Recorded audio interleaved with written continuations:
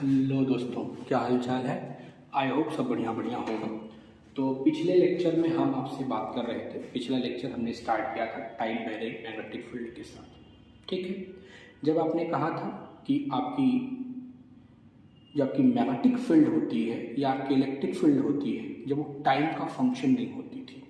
ठीक है, जब टाइम का फंक्शन नहीं होती थी उस समय आपके जो चार इक्वेशंस ऐसे थे जो आपकी पूरी की पूरी इलेक्ट्रोमैग्नेटिक थियरी को गवर्न करते थे। वो चार इक्वेशंस क्या क्या थे। पहला इक्वेशन था आपका divergence of E is equal to rho upon epsilon nought. ठीक है, इसको आप पहचानते होंगे, ये आपका क्या है, कॉस लॉस है। ठीक है, इन इलेक्ट्रोस्टैटिक है। दूसरा इक्वेशन आपका क्या था, divergence of B is equal to zero. ये आपका क्या था भैया, गॉस लॉ, या आप इसको मान लें ये क्या था, ये लॉ ये बताता था कि मोनोपोल एग्जिस्ट नहीं करता, मोनोपोल अपसेट होता है। ठीक है, दूसरा आपका क्या था कि curl of E is equal to zero हुआ करता था। ठीक है, और तीसरा इक्वेशन आपका जो था curl of B is equal to, ये आपका बराबर होता था mu not times of the G. ठीक है, ये चारों इक्वेशन आपके तब पढ़े जाते थे जब आपकी इलेक्ट्रिक फील्ड और मैग्नेटिक फील्ड टाइम का फंक्शन नहीं होती थी, मतलब सिर्फ और सिर्फ पोजीशन पे डिपेंड करते थे। ठीक है, जब आपने कहा कि आपकी फील्ड जो है वो टाइम का फंक्शन हो जाए, टाइम का फंक्शन होने का मतलब क्या हो गया कि आपका जो चार्ज डेंसिटी थी वो भी टाइम का फंक्शन हो गई, और आपकी जो करंट थी वो भी क्या हो गया, टाइम का फंक्शन हो गया। तब आपने जब इन इक्वेशंस की वैलिडिटी को चेक किया तो आपने देखा कि अगर आपका चार्ज और आपका करंट डेंसिटी दोनों टाइम का फंक्शन है तो आपके शुरू के दो इक्वेशंस आपके वैलिड थे। लेकिन इक्वेशन नंबर थर्ड आपका, ये तीसरा इक्वेशन और आपका चौथा, ये दोनों वैलिड नहीं है। ठीक है, तब उसके लिए आपने फैराडे लॉ पढ़ा। तो फैराडे ने क्या किया, फैराडे साहब ने थर्ड इक्वेशंस को मॉडिफाइड किया, और थर्ड इक्वेशंस की मॉडिफिकेशन में उन्होंने क्या कहा, उन्होंने कहा कि जो आपकी टाइम वेरिंग फील्ड होती है, ठीक है, जो टाइम वेरिंग फील्ड होती है वो इंड्यूस्ड इलेक्ट्रिक फील्ड क्रिएट करती है। ठीक है, तो ये तीसरा इक्वेशन आपका मॉडिफाइड हो गया। जो आपका curl of B is equal to zero था वो किसके बराबर हो गया, curl of E is equal to minus del B upon del t. ये मैथ, इसी को बाद में मैक्सवेल का थर्ड इक्वेशंस भी हम कहते हैं। तो ये आपका ये मॉडिफाइड किया गया फैराडे के द्वारा। ठीक है, अब चौथे इक्वेशन की बात करते हैं। चौथे इक्वेशन में ओरस्टेड के एक्सपेरिमेंट से कहा जाए या एम्पियर्स लॉ के अकॉर्डिंग कहा जाए कि आपका जो एक फ्री चार्ज होता है की वजह से जो करंट डेंसिटी होती है, फ्री करंट जो होती है, वो आपकी मैग्नेटिक फील्ड को प्रोड्यूस करती है। ये एम्पियर का स्टेटमेंट था। ठीक है, अब इसी एम्पियर्स लॉ को हम चेक करने चल रहे हैं कि क्या ये टाइम वेरिंग फील्ड के लिए वैलिड है कि नहीं। ठीक है, इसी को मैक्सवेल ने पहले चेक किया और फिर मैक्सवेल ने इसमें मॉडिफाइड किया, इसीलिए इसको मॉडिफाइड एम्पियर्स लॉ के नाम से भी जानते हैं। ठीक है, एक मॉडिफाइड एम्पियर्स लॉ हमने पहले से आपसे बता रखा है, वो डाइलेक्ट्रिक के लिए साल हुआ था, या आप कह लें कि डाइलेक्ट्रिक ने गलत मुंह से निकल गए, मैग्नेटिक मटेरियल के लिए आपने उसको फिर से मॉडिफाइड किया था। ठीक है ना, वहां पर आप कहते थे कि आपकी जो वहां पर हमने बाउंड करंट को, यहाँ पर जैसे आप मैक्सवेल ने क्या, एम्पियर ने क्या किया था, सिर्फ और सिर्फ फ्री चार्ज को, फ्री जो करंट थी उसको माना था, या फ्री चार्ज की वजह से जो करंट होती है उसको माना था। लेकिन बाद में आपने मैग्नेटिक मटेरियल्स के लिए जब बात की तो आपने कहा चूंकि मैग्नेटिक मटेरियल मैग्नेटाइज होते हैं, ठीक है ना, मैग्नेटिक मटेरियल आपके क्या होते हैं, मैग्नेटाइज होते हैं, इसलिए उनकी वजह से भी आपकी फील्ड आती थी। ठीक है, तो ये तो मैग्नेटिक मटेरियल के लिए था। लेकिन अब जब आपका करंट, जो करंट डेंसिटी है वो टाइम का फंक्शन जब हो जा रही है तो ये इक्वेशन आपका वैलिडेट होगा कि नहीं, इसके लिए आइए बात करते हैं। इसी को जब मॉडिफाइड किया गया तो उसी को आप क्या कहते हैं, मैक्सवेल पोस्टुलेट्स कहते हैं। ठीक है, तो आज का हमारा जो टॉपिक होगा वो आपका क्या है भैया, मैक्सवेल पोस्टुलेट। ठीक है, अब पिछले लेक्चर में आपको याद होगा हमने इक्वेशन ऑफ कंटिन्यूटी पढ़ाई थी, तो आप वो ध्यान रखेंगे divergence of J plus del rho upon del t is equal to 0। ठीक है, ये इक्वेशन ऑफ कंटिन्यूटी होता है, इसको याद रखेंगे। ठीक है, आप पीछे जाके देखेंगे तो हम इसकी चर्चा आपसे कर चुके हैं पिछले ही, जहाँ स्टैटिक करंट का कॉन्सेप्ट हमने दिया था उसी समय इस इक्वेशंस को हम डिफाइन कर चुके हैं। अब उसी के आगे चलते हैं। अगर हम बात करें from Ampere's law,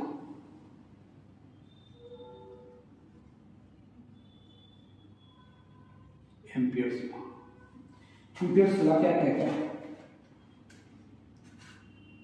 close integral of h into D L is equal to I. ठीक है, अब I क्या जानते हैं हम? वी नो दैट I क्या डिफाइन होता है? I is equal to define होता है yes J into D S. ठीक है, इसको इक्वेशन नंबर 1 मानते हैं, इसको इक्वेशन नंबर 2 देते चल रहे हैं। सो इक्वेशन आपका क्या, I की वैल्यू यहाँ अगर पुट करें तो आपका क्या हो जाएगा? इंटीग्रेशन आपका ये आपका हो जाएगा h into D L is equal to surface integral आपका ये हो जाएगा j इंटू डी एस। ठीक है, अब from Stokes theorem, Stokes theorem क्या कहती है कि अगर कोई लाइन इंटीग्रल है, ठीक है, तो उसको आप सरफेस इंटीग्रल में कन्वर्ट कर सकते हैं। कैसे? h इंटू डी एल, ये आपका कन्वर्ट हो जाएगा इसमें integration surface curl of h into D S. इसको इक्वेशन नंबर कितना मान चुके हैं? इनको इक्वेशन नंबर 3 मानते हैं, इसको हम 4 कहते हैं। ठीक है, तो फ्रॉम इक्वेशन नंबर 3 एंड 4 क्या हो जाएगा आपका? इंटीग्रेशन आपका हो जाएगा curl of h into D S. ठीक है, इक्वल टू आपका बराबर किसके हो जाएगा? Integration j into D S. ठीक है, सब एक ही क्वेश्चन है तो आप ले आइए, तो आप लिख सकते हो curl of h minus j into D s is equal to 0, ये आप लिख सकते हो। अब बात करें as the surface is arbitrary. कैसा सरफेस है आपका? आर्बिट्रेरी है। आर्बिट्रेरी शो इंटीग्रेशन आपका क्या हो जाएगा? वैनिश हो जाएगा। So integration is must vanish. ठीक है, इंटीग्रेशन आपका क्या हो जाएगा? वैनिश हो जाएगा। इसका मतलब क्या होगा? नहीं, वैनिश लिखते हैं, वैनिश। आपने कहा कि जो सरफेस आपका आर्बिट्रेरी है तो इंटीग्रेशन आपका वैनिश हो जाएगा। इसका मतलब क्या हो जाएगा कि curl of h is equal minus j equal to क्या हो जाएगा? 0। ठीक है, curl of j equal to 0। That means यहाँ पर क्या हो जाएगा कि curl of h is equal to 0 हो। ठीक है, अब चूंकि हमें ये देखना है कि आपका ये जो इक्वेशन आया था h इंटू डी एल, ये आपका टाइम वेरिंग फील्ड के लिए वैलिड है कि नहीं? तो हम क्या करेंगे, देखिए आपने कहा कि जो आपका इक्वेशन है ये टाइम वेरिंग फील्ड के लिए है कि नहीं, वैलिड है कि नहीं? तो आप देखिए क्या करेंगे,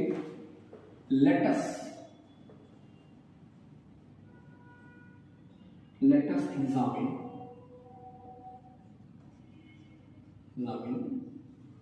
the validity of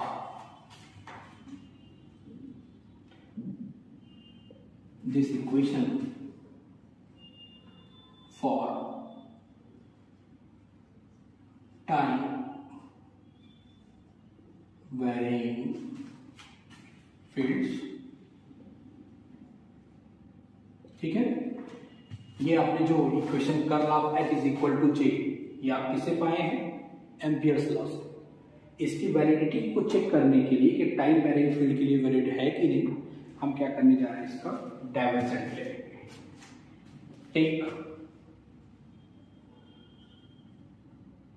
divergence, take divergence of this equation, we get क्या मिलता है? चलिए लीजिए, divergence of curl of H is equal to किसके हो जाएगा? Divergence of J। ठीक है, आपने पढ़ा है कि डाइवर्जेंस किसी वेक्टर का अगर कर्ल है उसका डाइवर्जेंस ले लेंगे तो क्या हो जाएगा? 0। और आपका कितना क्या? Divergence of J। अब इक्वेशन कॉन्टिन्यूटी आपको हमने बताया है कि इक्वेशन ऑफ कॉन्टिन्यूटी वहां से अगर हम करें, इसको कुछ इक्वेशन मान सकते हैं, 4 माना है, इनको हम 5 दे देते हैं। ठीक है, अब now from equation of continuity,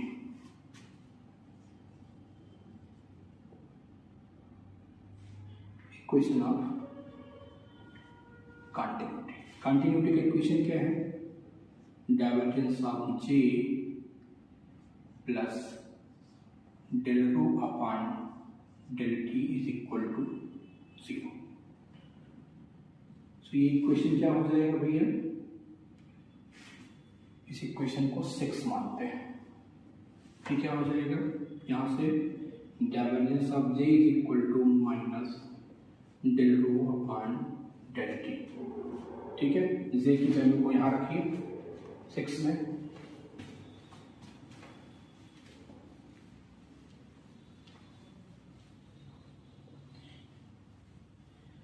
रखें, ये आपका क्या हो जाएगा?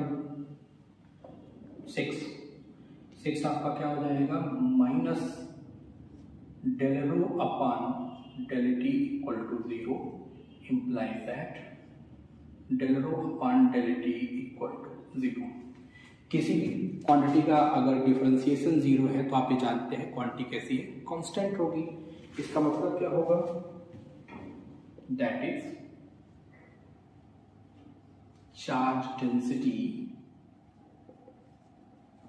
इज स्टैटिक, क्योंकि आपने कहा है कि हम इसको टाइम वेरिंग फील्ड की बात करना चाहते हैं ना। आपने कहा कि टाइम जब वेरी करेगा तो आपकी चार्ज डेंसिटी स्टैटिक मिल रही है। ठीक है, क्योंकि del Q upon del t आपका जो चार्ज है ये टाइम का फंक्शन है ही नहीं। ठीक है, तो क्या होगा? इसका मतलब जो इक्वेशन नंबर 1 था, इसका मतलब क्या होगा? 10 equation number 1 is valid for इसके लिए स्टैटिक फील्ड के लिए, वैलिड फॉर स्टैटिक फील्ड। ठीक है ना। अब क्या होगा? अब आपको टाइम वेरिंग के लिए चाहिए, तो टाइम वेरिंग के लिए क्या हो? मैक्सवेल ने इसको मॉडिफाइड किया। मैक्सवेल modified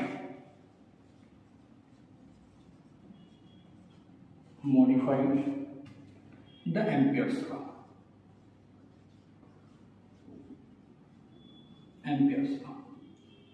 एम्पियर्स लॉ में कहा क्या गया था कि आपकी जो फील्ड डेवलप होती है वो सिर्फ फ्री चार्जेस की वजह से फ्लो होती है। ठीक है, तो मैक्सवेल ने इसको मॉडिफाइड किया। मैक्सवेल ने क्या कहा कि मैक्सवेल एज्यूम दैट क्या एज्यूम किया मैक्सवेल ने? एज्यूम दैट मैक्सवेल ने कहा कि आप जो करंट डेंसिटी की जो डिफिनीशन कहते हो ये इनकम्प्लीट है। Maxwell assume that the definition of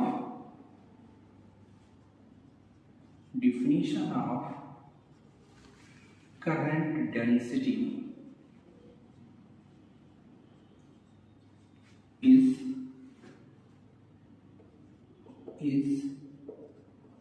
incomplete. क्या है? इनकम्प्लीट। इसीलिए क्या किया उन्होंने, एक क्वांटिटी जेडी उसमें ऐड किया, hence something JD must be add to it. इन्होंने क्या कहा कि जब आपने निकाला कि del Q upon del T zero आ गया, इसका मतलब चार्ज डेंसिटी आपकी स्टैटिक हो गई, तो जो आपका एम्पियर्स लॉ था वो सिर्फ किसके लिए वैलिड हो गया? सिर्फ और सिर्फ वैलिड है स्टैटिक फील्ड के लिए।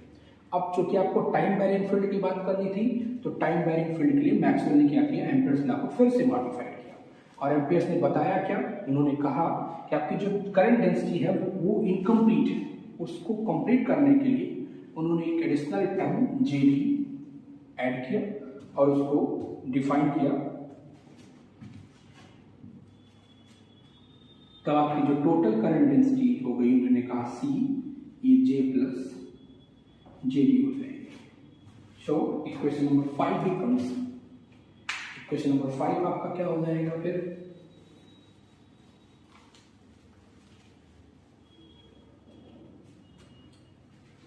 देखिए इक्वेशन नंबर 5 आपका क्या हो जाएगा?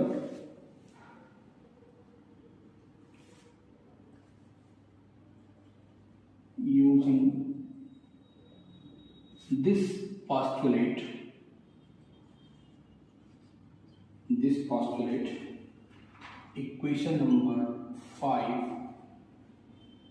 becomes, 5 क्या था आपका? Curl of H is equal to J था, उसी में उन्होंने कहा जेडी ऐड कर दीजिए। ठीक है, अब फिर से इसका अब ये देखिए कि ये टाइम वैरिंग फील्ड के लिए वैलिड है कि नहीं। क्या करेंगे, फिर से डाइवर्जेंस लेंगे, taking divergent, take divergence.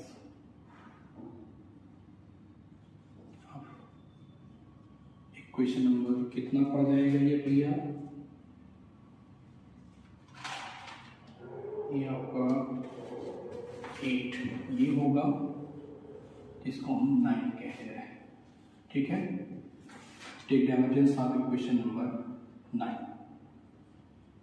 We get, इसका डाइवर्जेंस लीजिए, तो divergence of curl of H is equal to divergence of J plus JD. ठीक है, अभी आपने पढ़ा कि ये 0 हो जाएगा, ये 0, divergence of J plus divergence of JD. ठीक है, इक्वेशन ऑफ कंटिन्यूटी से ये क्या हो जाएगा, divergence of JD is equal to JD equal to क्या हो जाएगा, minus del rho upon del t. ठीक है, अब फ्रॉम गॉस लॉ से आपने पढ़ा है, याद हो, बट फ्रॉम गॉस लॉ याद है डाइलेक्ट्रिक के लिए। ठीक है, डाइलेक्ट्रिक के लिए आपने जब गॉस लॉ पढ़ा था तो वहां पर हमने आपका जो गॉस लॉ था उसको मॉडिफाइड किया था। तो मॉडिफाइड जब किया था तो आपका किसके बराबर आया था,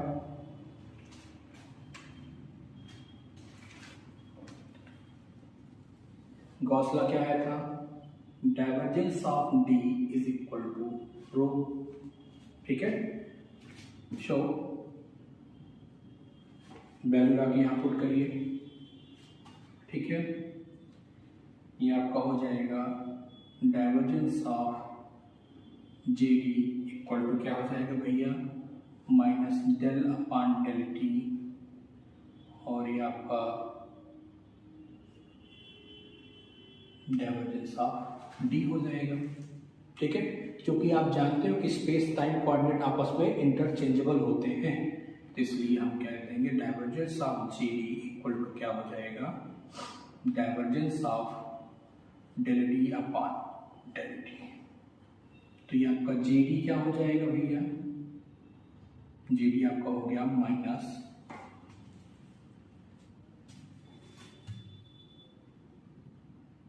एक सेकंड, यहाँ माइनस साइन हट जाएगा भाई, चूंकि ये है तो माइनस हट जाएगा, तो यहाँ माइनस नहीं रहेगा। ये आपका क्या हो जाएगा, डेल डी अपॉन, यहाँ पे डी क्या है, इलेक्ट्रिक डिस्प्लेसमेंट वेक्टर, याद हो तो, ठीक है। ये डी आपका क्या था, इलेक्ट्रिक डिस्प्लेसमेंट वेक्टर। अब जे डी मिल गया तो इक्वेशन नंबर 9 क्या हो जाएगा, ठीक है। जे डी मिल गया, उठा के रख दीजिए, पुटिंग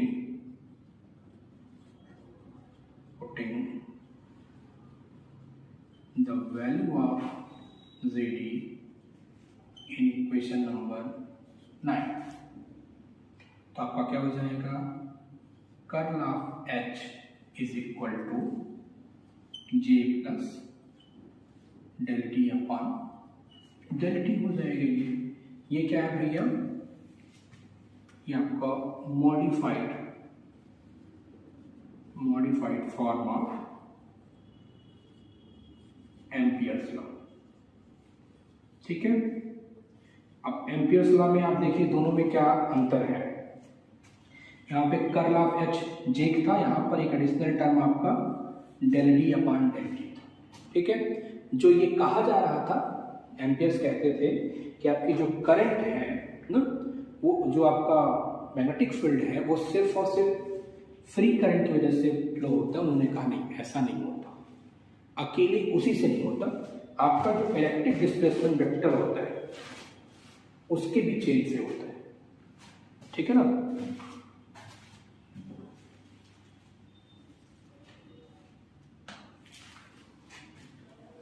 देखिए मैक्सवेल के पोस्टुलेट्स क्या थे, मैक्सवेल साहब ने कहा कि ये जो del D upon del t है, जो टर्म ऐड कराया, the term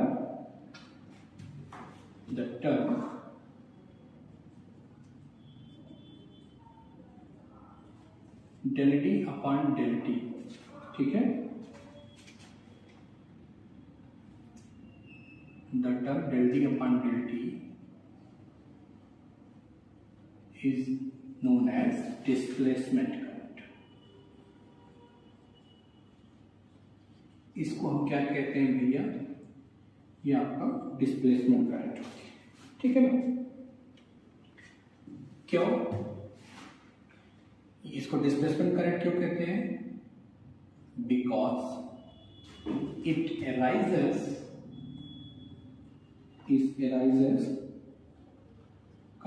when electric displacement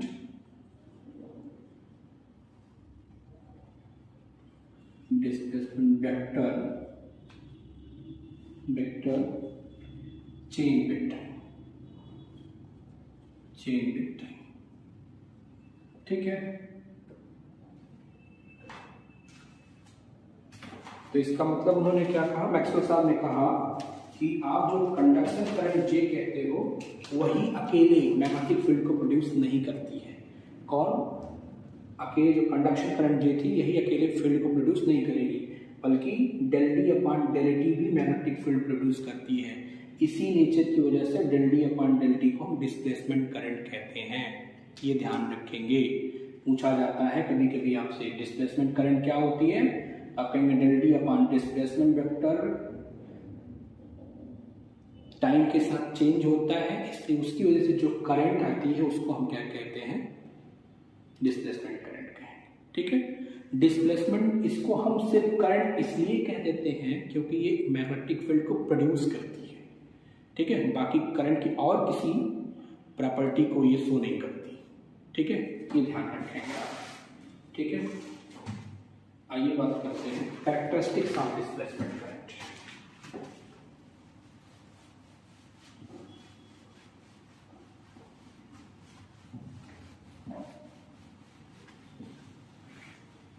characteristics of displacement current क्या होती है, characteristics of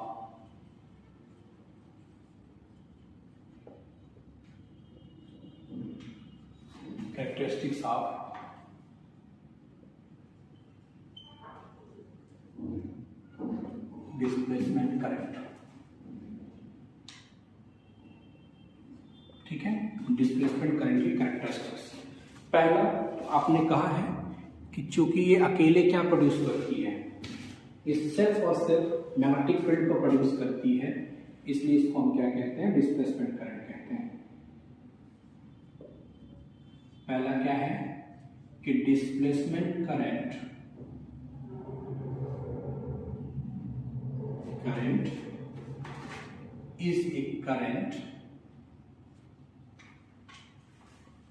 is a current only in the sense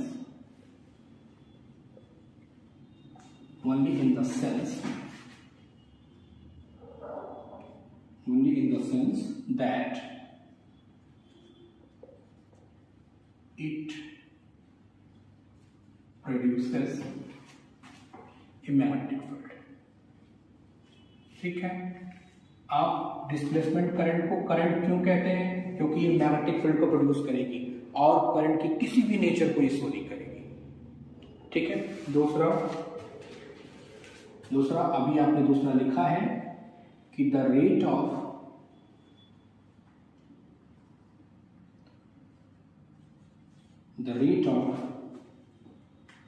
displacement current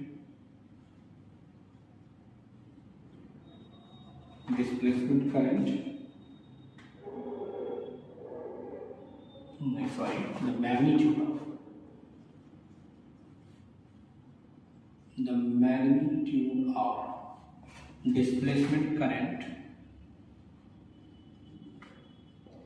is equal to the rate of change of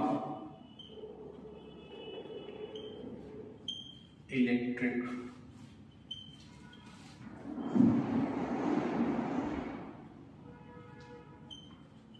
displacement vector. ठीक है, इसका magnitude किसके बराबर होगा, electric displacement के बराबर होगा, जो भी आपने लिखा है। ठीक है, मतलब del D upon del t के बराबर होगा, जो आपकी डिस्प्लेसमेंट करंट होगी।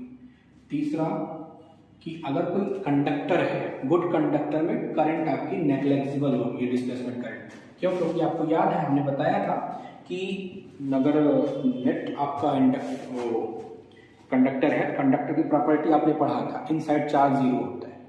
ठीक है, तो चार्ज नहीं है तो कहाँ से आपका डिस्प्लेसमेंट होगा, डाइपोल का फॉर्मेशन, चार्ज सरफेस पे सारे रहते हैं, इसलिए in good conductor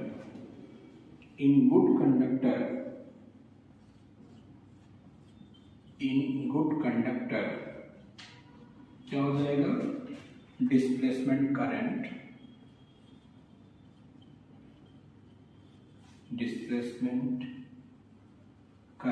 is negligible,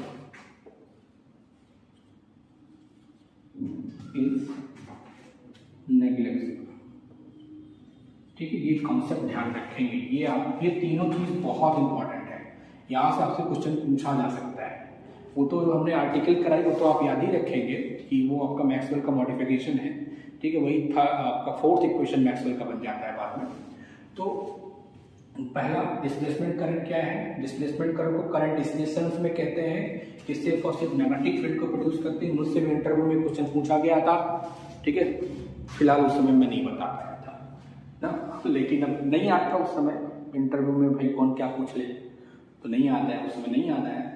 लेकिन ध्यान रखें, ये सब पूछे जाते हैं, कभी कभी इंटरव्यू में भी पूछ लिए जाते हैं आपसे कि डिस्प्लेसमेंट करंट का कॉन्सेप्ट बताइए क्या है, क्यों करंट कहते हो, वो यही भूल जाते हैं। भाई मैं तो भूल गया था, तो अब आप ना भूलें तो याद रखिएगा कि मैग्नेटिक फील्ड, इसलिए जब मैं इस चैप्टर को पढ़ाता हूँ तो मैं डिस्प्लेसमेंट करंट बहुत ध्यान से पढ़ाता हूँ कि डिस्प्लेसमेंट करंट क्या है। सिर्फ इस सेंस में आप इसको मैग्नेटिक करंट कहते हैं क्योंकि ये मैग्नेटिक फील्ड प्रोड्यूस करती है।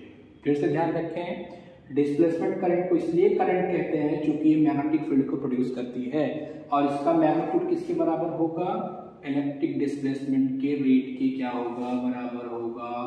ये ध्यान रखें।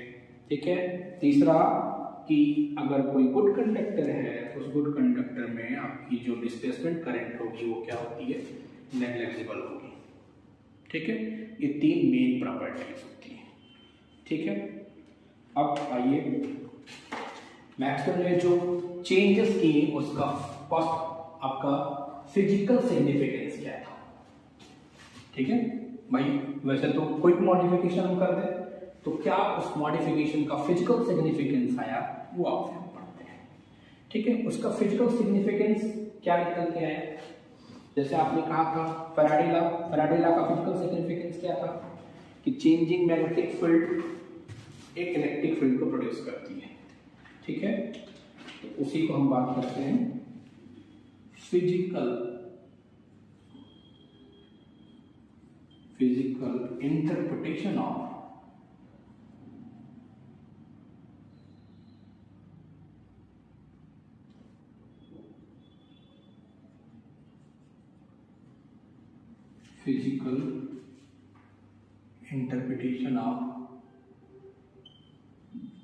मैक्सवेल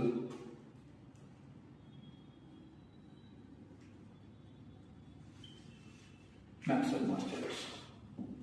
ठीक है, मैक्सवेल पोस्टुलेट्स का फिजिकल इंटरप्रिटेशन क्या था।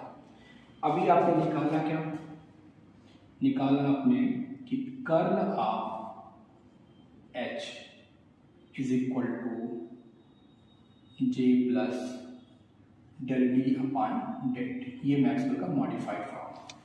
अगर इसी के हम इसका इंटीग्रल फॉर्म लिखें तो लिखेंगे क्या कि h इंटू डी एल, ठीक है, ये आपका बराबर हो जाएगा integration over surface j plus del D upon del t into D s, ये आपका है, ये इंटीग्रल फॉर्म है उसका। ठीक है, अब अगर आप इलेक्ट्रोस्टैटिक में याद हो कि E इंटू डी एल क्या होता था, क्या था, इलेक्ट्रो मोटिव फोर्स होता है इलेक्ट्रोस्टैटिक में। ठीक है ना, तो उसी में बात करें कि अगर आपका कोई क्लोज्ड पाथ सी हो तो उसके लिए मैग्नेटोमोटिव फोर्स क्या होगा, H इंटू डी एल, ये आपका क्या होगा, मैग्नेटो मोटिव फोर्स। ठीक है, इसी सेंस में बात कर रहे हैं। E into D L electromotive force हुआ तो H इंटू डी एल किसी कर्व C के लिए क्या हो जाएगा, मैग्नेटोमोटिव फोर्स होगा।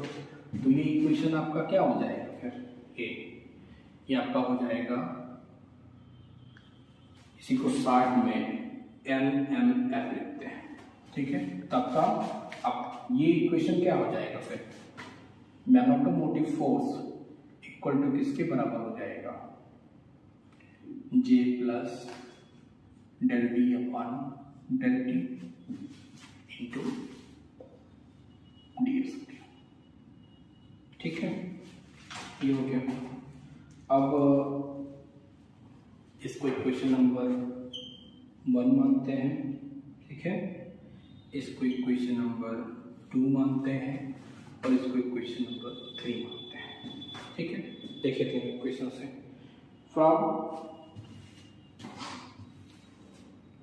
from equation number 1 and 2, देखिए there are 2 ways,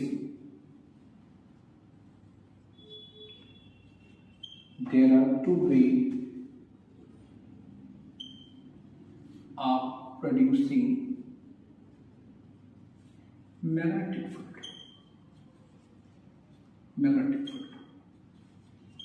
फर्स्ट कौन सा है, पहला कि आपने करंट से वन, पहला क्या है, वन विथ ऑर्डिनरी करंट। ये पहला तो आप क्या करेंगे कि जे की वजह से, जो ऑर्डिनरी करंट है उसकी वजह से, ठीक है, इसको एज ऑब्जर्व बाई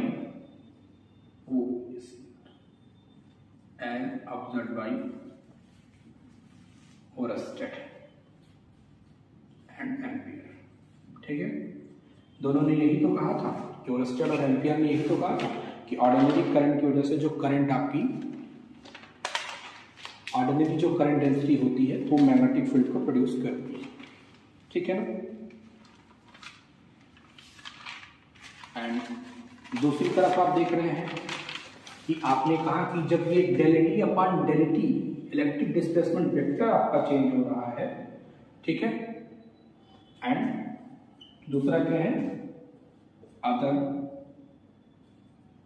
बाई किसके, del D upon del t. इसको किसने पॉस्टुलेट किया था,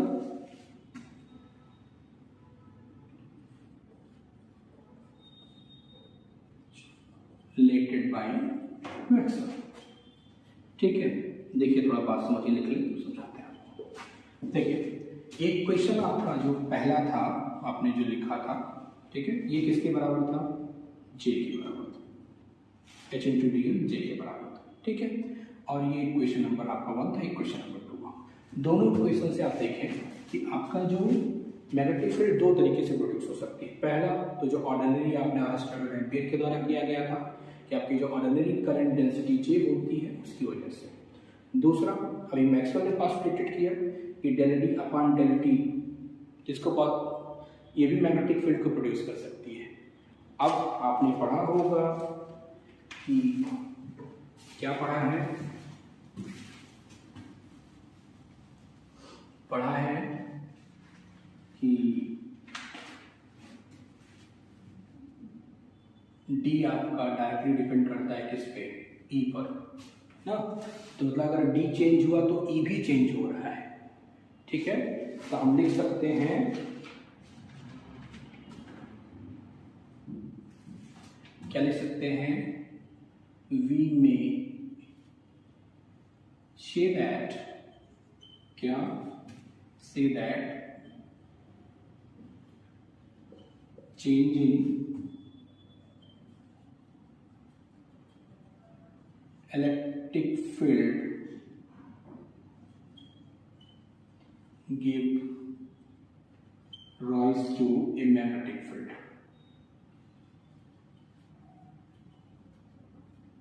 ठीक है, मैग्नेटिक फील्ड। फैराडे ने क्या कहा था, याद हो फैराडे का कॉन्सेप्ट, फैराडे ने कहा था कि आपकी जो चेंजिंग मैग्नेटिक फील्ड होती है वो आपको क्या प्रोड्यूस करती है, वो इलेक्ट्रिक फील्ड प्रोड्यूस करती है। अब इस इक्वेशन में अगर आप जे को जीरो करते हैं, देखें एक बार समझ, if J is equal to zero तो आपका क्या हो जाएगा, जो आपका एच इंटू डी एल ये बराबर किसके हो जाएगा, del D upon del t, ठीक है ना। उस इक्वेशन में पहले वाली इक्वेशन में कि जे अगर जीरो हो जाए तो भी आपका H into D L is equal to del D upon del t. यही तो आपका फैराडे का आपका उल्टा है कि आपने कहा था, फैराडे साहब ने क्या कहा था कि चेंजिंग जो मैग्नेटिक फील्ड होगी वो क्या प्रोड्यूस करेगी, इलेक्ट्रिक फील्ड प्रोड्यूस करेगी। और आपने यहाँ पे क्या बता दिया कि चेंजिंग जो इलेक्ट्रिक फील्ड होगी वो एक मैग्नेटिक फील्ड को प्रोड्यूस करती है, उसका कन्वर्स पार्ट है, ठीक है। अब ध्यान से समझें, इसका कोई एक्सपेरिमेंटल वेरिफिकेशन नहीं है। फैराडे का एक्सपेरिमेंटल वेरिफिकेशन हमने आपको बताया था, म्यूचुअल इंडक्शन में आपने देखा, सेल्फ इंडक्शन में आपने देखा। इसीलिए फैराडे लॉ को लास्ट क्लासिकल इलेक्ट्रोमैग्नेटोस्टैटिक, एक सेकंड ओके, क्लासिकल इलेक्ट्रोमैग्नेटिज्म का लास्ट लॉ कहा जाता है उसको, ठीक है, ये ध्यान रखेंगे। फैराडे लॉ जो आपका है वो लास्ट ऐसा लॉ था जो एक्सपेरिमेंटली प्रूफ हुआ था। इसके बाद जो मैक्सवेल का ये पॉस्टुलेट्स है कि changing electric field magnetic field को प्रोड्यूस करती है, इसका कोई एक्सपेरिमेंटल प्रूफ नहीं है, ठीक है ना, ये ध्यान रखेंगे। क्योंकि आप कहते हो ना कि जब del D upon del t को ही नहीं आप मेजर कर सकते हो तो आप इलेक्ट्रिक फील्ड कहाँ से एक्सपेरिमेंटली दिखाओगे, ठीक है। इसको आप बहुत देखा है नहीं ना, फील कर सकते हो। तो वैसे ये भी del D upon del t feel हो सकती है, मेजरेबल नहीं है, ठीक, ये ध्यान रखेंगे। ये फिजिकल सिग्निफिकेंस आपके मैक्सवेल पॉस्टुलेट्स का है मैक्सवेल के पोस्टुलेट का फिजिकल सिग्निफिकेंस क्या है? जैसे फैराडे का फिजिकल सिग्निफिकेंस था कि चेंजिंग मैग्नेटिक फील्ड एक इलेक्ट्रिक फील्ड को प्रोड्यूस करती है, वैसे आप बताएंगे कि चेंजिंग मैग्नेटिक फील्ड आपको क्या प्रोड्यूस करती है भैया? एक इलेक्ट्रिक फील्ड को प्रोड्यूस करती है। ये फिजिकल सिग्निफिकेंस है, ठीक है। आफ्टर द जब मैक्सवेल ने डिस्प्लेसमेंट करंट का कॉन्सेप्ट इंट्रोड्यूस किया, तो उनके इंट्रोड्यूस होने के बाद मैक्सवेल के बाद अब आपकी जो इलेक्ट्रोमैग्नेटिक थ्योरी है ना, वो अब उसको आप जब डिफाइन करने आएंगे टाइम वेरिंग फील्ड को, तो अब आपके अलग 4 इक्वेशंस हैं, ठीक है ना।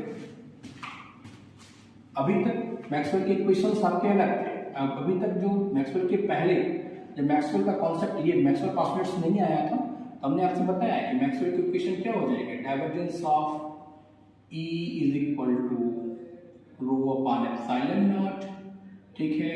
Divergence of B is equal to 0, curl of E equal to 0 और curl of B is equal to mu nought J। ये तब थे जब तक डिस्प्लेसमेंट करंट का कॉन्सेप्ट नहीं आया था ना, और इस समय आपकी इलेक्ट्रिक फील्ड और मैग्नेटिक फील्ड दोनों अलग अलग, इलेक्ट्रोस्टैटिक और मैग्नेटोस्टैटिक दोनों अलग अलग ब्रांच होकर पड़ी जाती थी, ठीक है। लेकिन जब फैराडे और मैक्सवेल आए, इन दोनों ने क्या किया कि आपकी पूरी क्लासिकल जो थ्योरी थी उसको चेंज किया, और तब मैक्सवेल ने अपने इक्वेशन दिए जो इस प्रकार से हैं, ठीक है। मैक्सवेल का इक्वेशंस क्या है? पहला इक्वेशन है divergence of D is equal to rho, ठीक है। इसका अगर इंटीग्रल फॉर्म पढ़ा जाए तो आपका क्या हो जाएगा? डाइवर्जेंस ऑफ आपका हो जाएगा भैया क्या? Integration D into ds is equal to rho into dv। ये आपका वेक्टर फॉर्म है, ठीक है। दूसरा divergence of B is equal to 0, तो ये आपका क्या हो जाएगा? Integration B into ds is equal to 0, ठीक है। तीसरा मैक्सवेल का जो फैराडे लॉ से आया, क्या था कि curl of E is equal to minus del B upon del t. इसका इंटीग्रल फॉर्म क्या है? E इंटू dl किसी गलती के लिए E इंटू dl ये आपका बराबर किसके हो जाएगा भैया?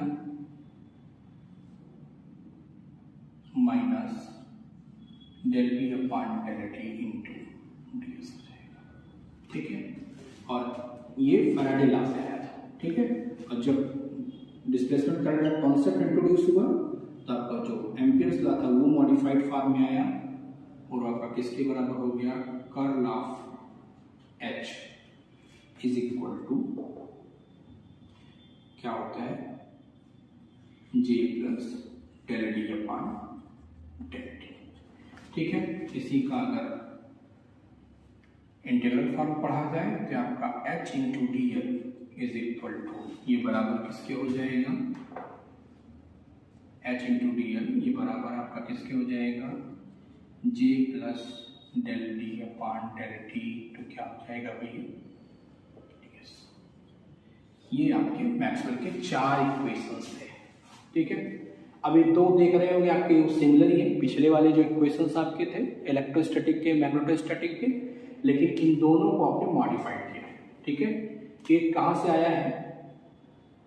ये आपके फैराडे लॉ से आया है, ठीक है। इसका कॉन्सेप्ट क्या था कि चेंजिंग मैग्नेटिक फील्ड जो होती है वो एक इंड्यूस्ड इलेक्ट्रिक फील्ड प्रोड्यूस करती है।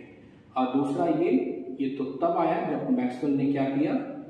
डिस्प्लेसमेंट करंट का इंट्रोड्यूस किया, डिस्प्लेसमेंट करंट को कॉन्सेप्ट को मॉडिफाइड एम्पियर लॉ है, ठीक है। मॉडिफाइड एम्पियर, क्योंकि एम्पियर कहते थे कि आपकी जो करंट थी वो जो आपकी मैग्नेटिक फील्ड थी वो सिर्फ और सिर्फ कंडक्शन करंट की वजह से प्रोड्यूस होती है, लेकिन यहाँ पर एम्पियर साहब मैक्सवेल ने कहा नहीं, ऐसा नहीं होता। सिर्फ और सिर्फ कंडक्शन करंट की वजह से मैग्नेटिक फील्ड प्रोड्यूस नहीं होती। मैग्नेटिक फील्ड आपकी इलेक्ट्रिक डिस्प्लेसमेंट वेक्टर के चेंज होने से भी प्रोड्यूस होती है। अब चूंकि electric displacement vector directly depend करता है इलेक्ट्रिक फील्ड ई पर, तो उन्होंने इसलिए कहा कि चेंजिंग जो इलेक्ट्रिक फील्ड होती है वो भी एक मैग्नेटिक फील्ड को प्रोड्यूस करती है। ठीक है भैया, तो ये आज का लेक्चर है। ठीक है, मैक्सवेल इक्वेशंस। नेक्स्ट लेक्चर में हम आपसे बात करेंगे डिफरेंट मीडियम के लिए आपके मैक्सवेल इक्वेशंस की बात करेंगे कि फ्री स्पेस के लिए आपका क्या होगा। ठीक है, और आपका जब आप आइसोट्रोपिक मीडियम होगा या टाइम वेरिंग फील्ड होगी, ऐसे आपके मीडियम्स के लिए आपके मैक्सवेल इक्वेशंस क्या होंगे, इनकी चर्चा हम नेक्स्ट लेक्चर में करेंगे। ठीक है, तो आज के लेक्चर को अगर हम समराइज करें तो आज के लेक्चर में हमने दो बातें सीखी हैं।